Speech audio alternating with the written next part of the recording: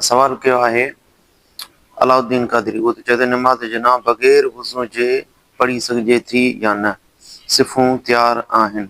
बिस्मिल्लाहिर्रहमानिर्रहीम।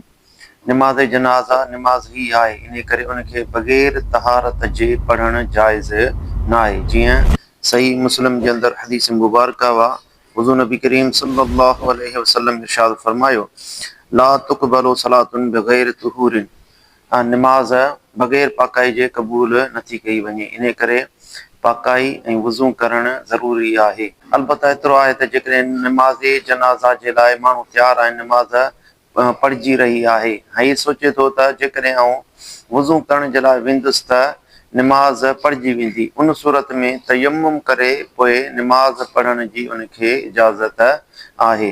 ऐं इहा बि यादि रखो त जेकॾहिं वारिस आहे त उहो वुज़ू करे ऐं पोइ नमाज़ में शामिलु थींदो। जेकॾहिं नमाज़ पढ़िजी बि वई त वारिस उनखे वराए पढ़ाए सघे थो, इन करे इहा वारिस जे लाइ न आहे। पर जेकॾहिं को आम माण्हू आहे त उहो तयम्मुम करे फौरन नमाज़ में शामिलु थींदो। जीअं बहर इराक़ जे अंदरि आहे त यजूज़ तयम्मुमु लिख़ौफ़ फ़ौत सलातिल जनाज़ते, जॾहिं नमाज़ जनाज़ा फ़ौत थियण जो ख़ौफ़ हुजे त उन सूरत में तयम्मुम करे नमाज़ जनाज़ा में शामिलु थी सघिजे थो।